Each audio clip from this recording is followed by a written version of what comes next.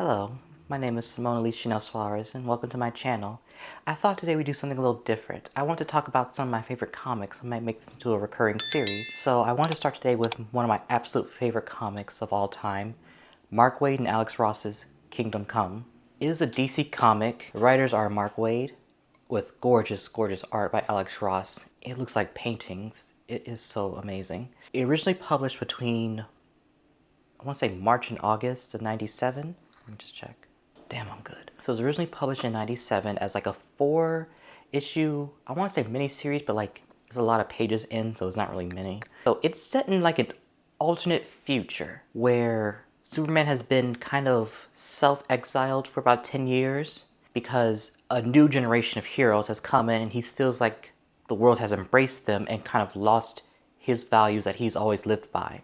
When this new group of superheroes led by this new hero Magog, they are trying to capture the Superman villain Parasite. Clearly Parasite is trying to surrender, but these youngins, they still want to fight. Parasite ends up sort of ripping open Captain Atom, causing like this nuclear reaction, and it sort of decimates the entire Midwest of America, Kansas, Missouri, Arkansas, Nebraska. It is so wide known. Of course, Magog and some of his friends do survive the blast.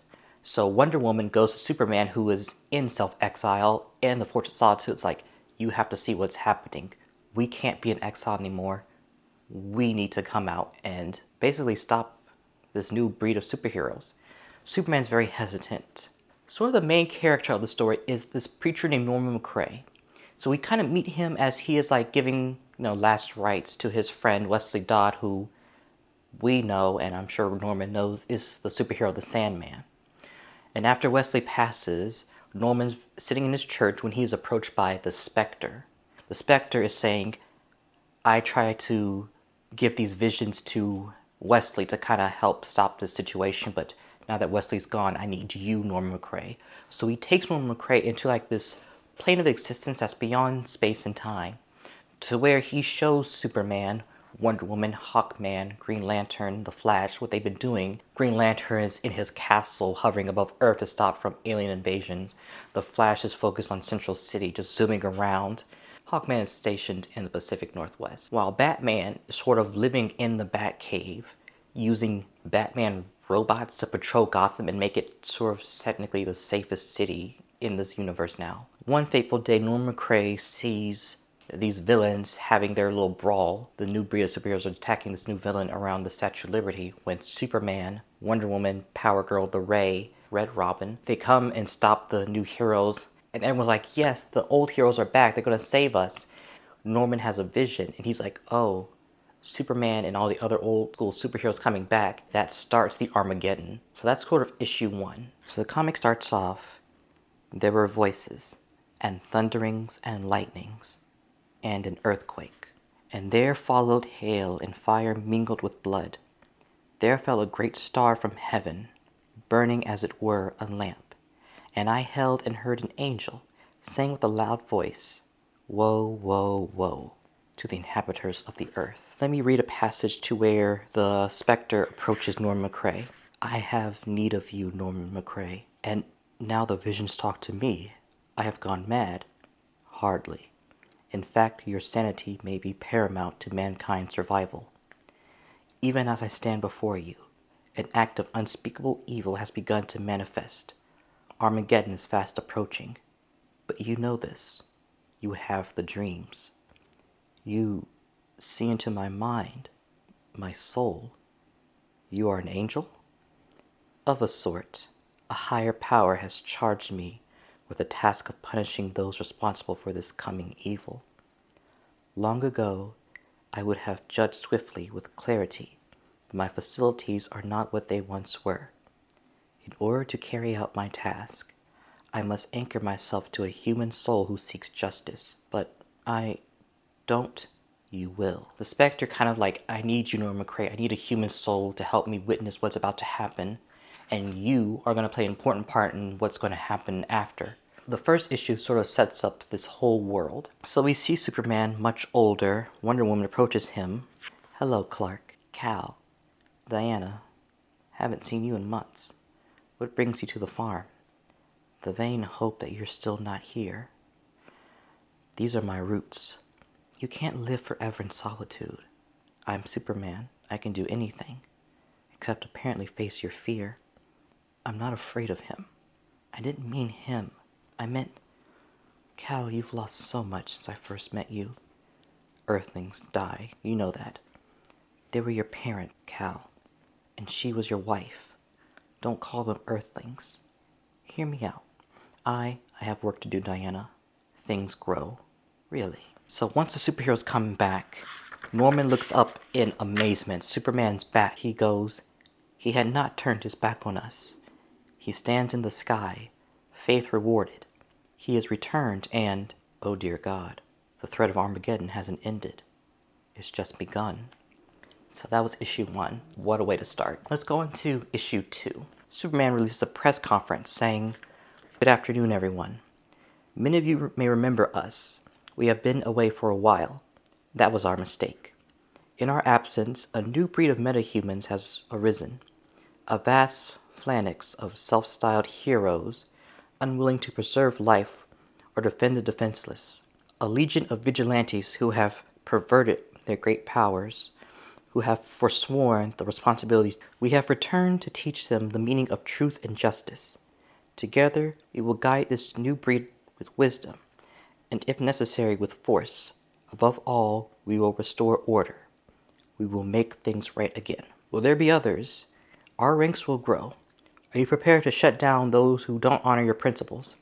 I don't anticipate anyone acting without sanction. Anyone? Would that include Magog? Superman, are you truly prepared to confront Magog in light of what has gone before?" Superman pauses. One woman steps in. "Magog will be dealt with if he surfaces. And given the consequence of his actions in Kansas, that seems unlikely. But what about responsible for millions? Other heroes afraid of him, really solving the problem? That is all." And they fly away. This causes a strange group of people in a conference room to get together. And they're getting together because they're kind of worried. We know these people. These new superheroes are coming back. Maybe we should have our own league. We find Superman meeting with Batman. He's kind of living in the Batcave. He's kind of let the mansion above go to waste. And he's been patrolling the city with his robots, monitoring everything. Sort of become like a big brother. He says he's made Gotham much safer. Superman asks him to join his new league. Batman, of course, refuses. Superman and his new Justice League start confronting the new superheroes, saying you have to either join us or I gotta have to put you in the Gulag prison as consequences for your actions. Some join, some do not. And they sort of built this Gulag that, if you're a regular DC fan, you'll notice it kind of looks like the Legion of Doom headquarters from the old Super Friends cartoon series from the 70s. I don't know why, but I just love that detail so much. In this issue, we kind of learn more about Superman and Magog's relationship. A long time ago, the Joker sort of attacked Daily Planet with a gas bomb.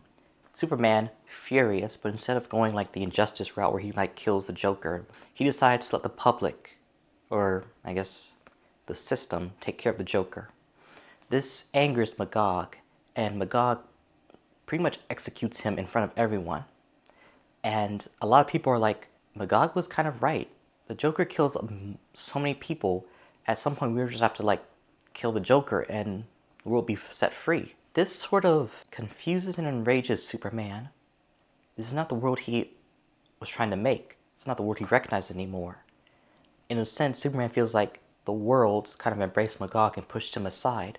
So that led him to self-exile, and Magog becoming the de facto #1 superhero in the world, basically. Magog does resurface, feeling a little bit remorseful for what happened. And that's when Superman and his Justice League confront him. So let me read a passage. "What are you doing back in Kansas, Magog? I saw the news footage of your last mission, and believe me, it will be your last. Well, well, look who it is. The Metropolis Milquetoast. I never left, Blue Boy. I never thought you'd go this far over the top. You led 6 unstable powerhouses against one pathetic parasite, an overkill gesture that murdered 1 million people. And what are you going to do about it? Go ahead. Take a swing. Punish me. Try to lock me away. If you've got the guts. I'm not afraid of you, Magog. Oh, get out of town. No, wait, you already did that. Actually, you've got a lot of nerve blaming me. This was your fault. My fault. I never got a piece of you, and now you're right here, right where I want you. The way you took off. I always thought you were afraid of me. A lot of people did. But that wasn't it. You were afraid that I was the man of tomorrow. You were afraid of the future I represented. But look around you. This is what I represent. You must be proud. Proud?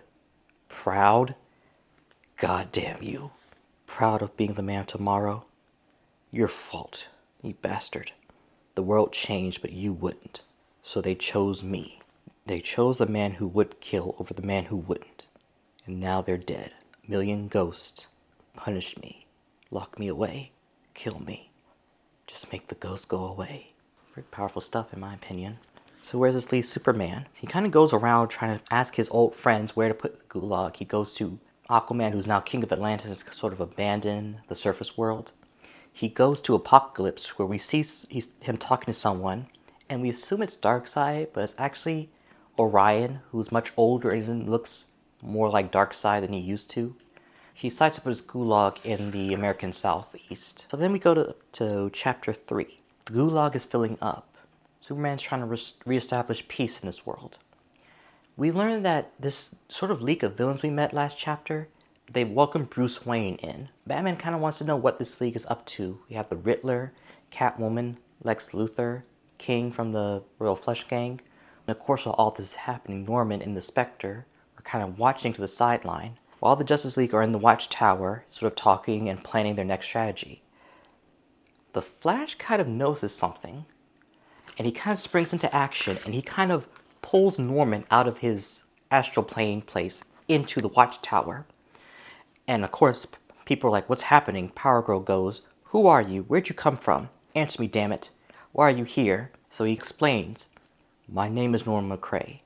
I'm supposed to. This isn't going to make any. Please understand. A catastrophe comes. I see armies raised against you. I warn you. Warn me. He glares with X-ray eyes looking for meaning to my babble. As my mouth goes dry, I can't find no words, save those I myself have heard before. And the third part of the trees was burnt up, and all green grass was burnt up, and the sun and the air were darkened. Fear God and give glory to him, for your hour of judgment is come. Listen to me.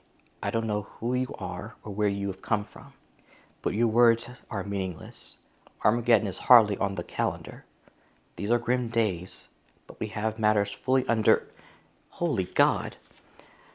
Word just came from the gulag. There's a riot going on. The prisoners have been going berserk.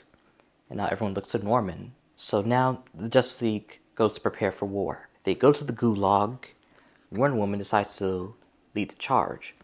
While Batman is talking with this League of Villains, he realizes their sort of nefarious plan. Lex Luthor has brainwashed Billy Batson, aka Shazam, and he wants to use a brainwashed version of him to sort of attack Superman. And with Bruce Wayne finding that out, he decides to let his team know. But during that whole kerfuffle, Shazam does escape, and now he's on his way to fight Superman, while Superman and the rest of Justice League are going to the gulag to stop the riot. And that's where chapter 3 ends, as the big battle approaching. I don't want to read chapter 4. I don't want to spoil it for you guys. I really want you to read to see what happens. The reason this is one of my favorite comics, aside from Alexross's beautiful artwork, Mark Waid's incredible story and writing, this comic book was kind of the first comic my grandfather and I read together. It was a Christmas many years ago, and he saw that I was reading this comic, and he said, "What is that? It looks so interesting." And I showed him, and he loved the art. He liked the story. He was like, "I never seen Superman like this." And you see the daughter of Adam Strange. You see the daughter of Nightwing. You see the daughter of Red Tornado. You see all these amazing characters who are like the children or grandchildren of superheroes, and you even see some of them coming out of retirement to fight alongside their kids. I think it's really cool. So obviously, me and my grandpa really took a shine to that. It sort of started my grandfather and I's love of comics, and now every Sunday we FaceTime and Skype and read comics to this day. It's one of my favorite things to do, something I look forward to in the week. If you want to have a video about my first comic book, let me know. So I have two versions of Kingdom Come. I have the DC Compact Comic version. Compact Comics, I can take these when I'm traveling. It's so amazing. I also have a collector's edition of this. As you can see in the opening, you have Superman, Wonder Woman, the Ray, Hawkman. That looks, well, it's not Power Girl. Power Girls are down here. The Flash, Starman from the Legion of Superheroes, Spectre, Green Lantern, the daughter of Mr. Miracle and Big Barda, the Cyclone, who now took up the mantle of Red Tornado. Not to give too much away, but like this is so cool to see all of them. This one you kind of have the full story. In this edition, you also get some of Alex Ross's sketches of Superman, of Wonder Woman, and of course Batman too, and the rest of Justice League, Green Lantern, Hawkman, Power Woman, the Ray. And you also get like sort of like explanation of who each character we saw was, like the daughter of Adam Strange, Alita, and then also explanations of like each grandchild, like Green Arrow and Black Canary, and then their daughter, the new Black Canary. I recommend picking up both of them, one for travel and one for home, where you can also explain who all these other characters are. But yeah, that was Kingdom Come, one of my favorite comic books. If you like this series, let me know. Also, let me know what other comics you want me to talk about. And make sure to like and subscribe. Thank you all so much.